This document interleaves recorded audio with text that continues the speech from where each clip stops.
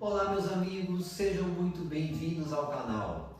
Eu sou o André de Mello, o economista cristão, e estou muito feliz que esse é o primeiro de muitos vídeos que teremos nesse canal. Eu espero contar com você sempre aqui e que o teor desses vídeos possam ser um agente de transformação para a sua vida.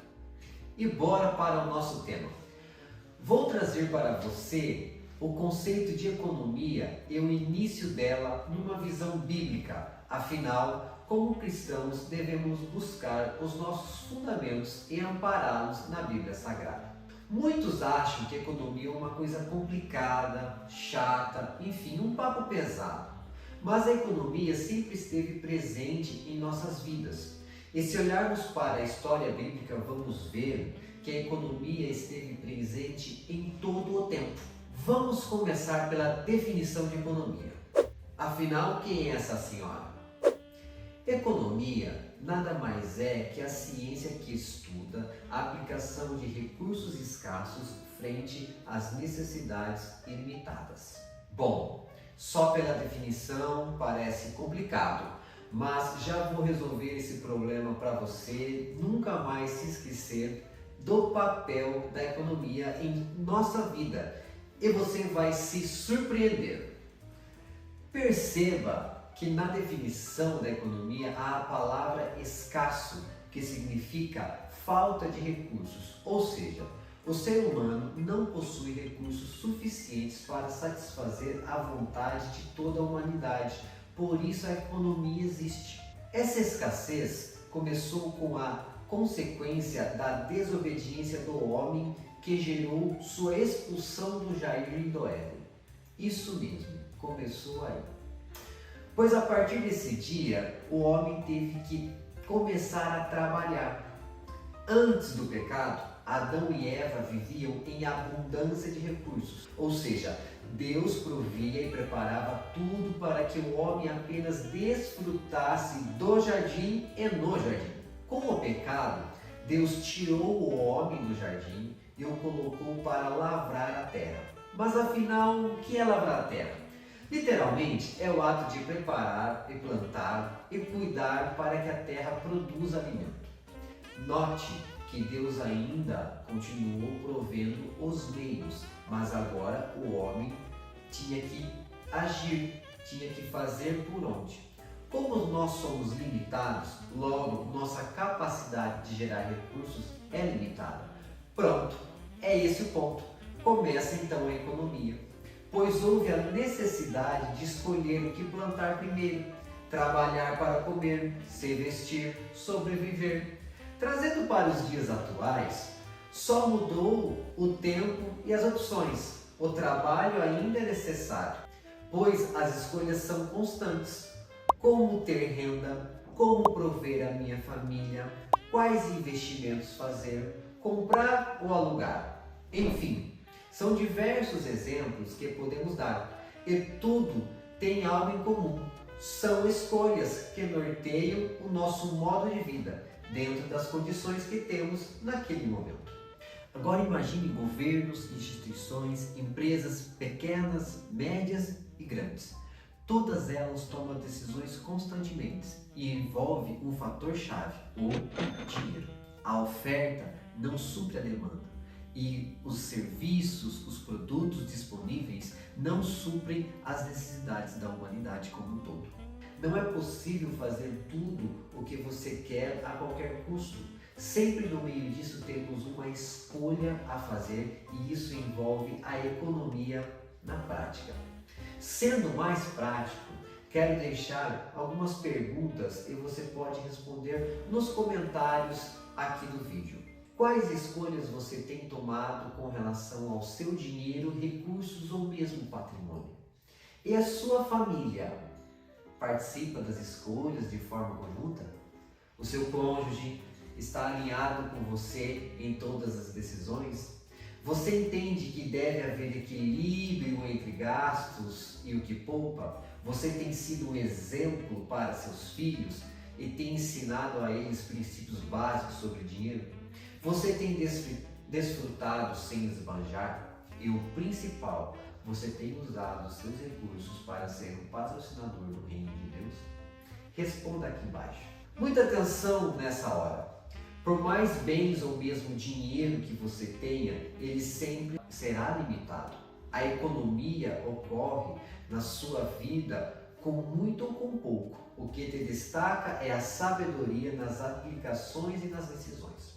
Vou falar sobre um dos maiores exemplos de aplicações da economia conforme relato bíblico. Quando José estava no Egito e ainda era prisioneiro, Faraó teve um sonho um pouco estranho, que as vacas magras devoravam as vacas saudáveis e as espigas de milho mirradas devoravam as formosas. José, com a orientação do Espírito de Deus, interpretou o sonho que haveriam de vir 7 anos de fartura e 7 anos de escassez. E deu uma orientação ao faraó, reter 20% da renda do Egito para que nos anos de seca pudesse ter recursos.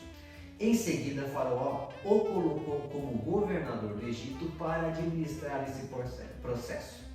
Meus amigos, isso que José fez chama-se superávit primário, que nada mais é que fazer sobrar dinheiro para termos reserva em momentos de necessidade. Esse princípio serve tanto para governos como para as nossas casas e empresas. Voltando à história de José, Jacó, ou Israel, que era pai de José, veio com sua família para o Egito. Essa ida ao Egito ocorreu por problemas econômicos. Naquela época, a economia era baseada na agricultura. Quando houvesse algum problema climático que impactasse na produção, era certo que haveria problemas econômicos. E o problema foi a falta de alimento, devido à grande seca em toda a região do Oriente Médio. E isso já era o cumprimento do sonho do faraó. O povo de Israel ficou no Egito por aproximadamente 400 anos e se tornaram escravos, vivendo em escassez de recursos. Deus compadeceu do seu povo, levantou um líder, no caso Moisés, para levá-los à terra prometida, terra que mana leite e mel.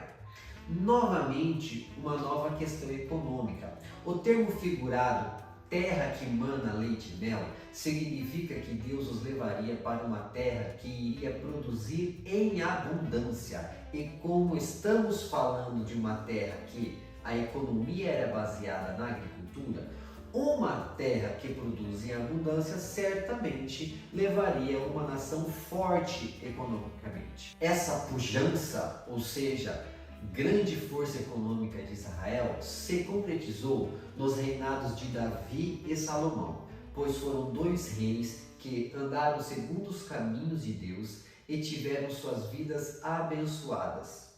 Como eram líderes da nação de Israel, a nação viveu nessa época uma sequência de conquistas e farturas em todos os aspectos, tanto espiritual como material. A desobediência aos mandamentos de Deus levou o Estado de Israel e seu povo a se afastarem de Deus e assim da prosperidade. Após o reinado de Salomão, Israel entrou em uma decadência espiritual e econômica, sofrendo com guerras e domínios de outras nações, perdendo suas riquezas e tesouro, resultando na queda de Jerusalém com a invasão do Império Babilônico. A Bíblia relata em 2 Crônicas, capítulo 36, que os babilônicos destruíram a cidade e o templo e levaram tudo o que tinha de valor, além de levar pessoas cativas para a Babilônia como escravos. Novamente a escassez chegou a Israel e a sua população tornou-se escrava pela segunda vez, a primeira vez no Egito e a segunda vez na Babilônia.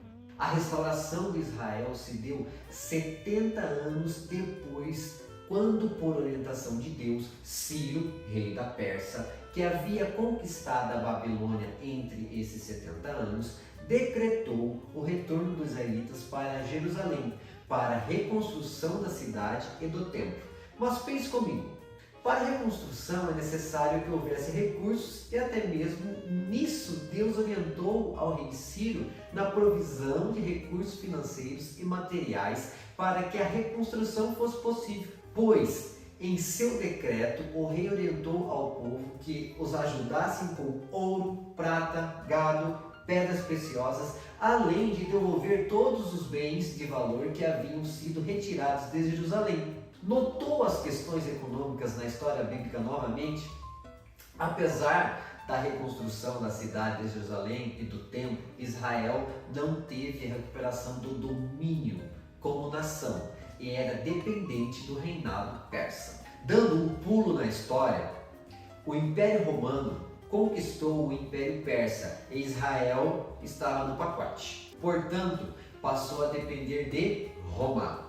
E não tinha autossuficiência de governo nem autossuficiência econômica, pois tinha de pagar altos impostos ao Império Romano. É nesse cenário que Jesus vem ao mundo, numa época que Israel não estava economicamente bem, e muitos israelitas consideravam que o Messias seria um rei que viria para devolver a Israel a sua autossuficiência de governo e econômica. Mas Jesus veio para a salvação das almas e para redimir o pecado do mundo. Aproximadamente nos anos 70 depois de Cristo, o general Tito, um general romano, invadiu Jerusalém e a destruiu. Mas a estratégia do general Tito para vencer o povo israelita foi a de deixar a cidade de Jerusalém em estado de sítio, ou seja, cercada por vários dias. Ninguém entra e ninguém sai, inclusive recursos. Notem que a estratégia do general Tito foi utilizar-se da escassez de recursos.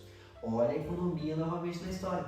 Depois disso, o povo de Israel se espalhou pelo mundo e se juntou somente em 1948, quando a ONU recriou o Estado de Israel, novamente após a Segunda Guerra Mundial. Mas apesar dos erros do povo, e por isso pagaram muito caro pela desobediência, Deus não volta atrás em suas palavras e prometeu para Moisés uma terra que mana leite e mel.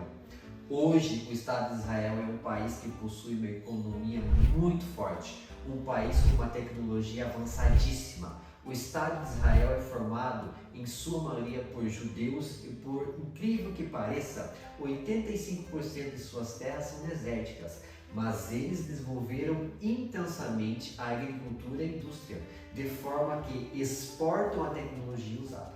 Meu amigo, com esse breve relato, podemos ver que a economia se entrelaça com a história do povo de Deus. E nós também temos a economia se envolvendo com a nossa vida todos os dias. E agora você já vai começar a notar ela em muitos momentos do seu dia. E isso acontecendo, eu já vou ficar muito feliz, pois você vai levar desse vídeo alguns ensinamentos para aplicação e percepção na sua vida, na vida da sua família, na sua empresa. Se você gostou desse vídeo, por favor, compartilhe com seus conhecidos e amigos e não deixe de se inscrever no canal e clicar no sininho para ser notificado quando os próximos vídeos estiverem no ar. Eu sou o André de Mello, economista cristão, e estou muito feliz por você estar aqui. Deus te abençoe, você não deixe de dar um like no vídeo, por favor, e até o próximo.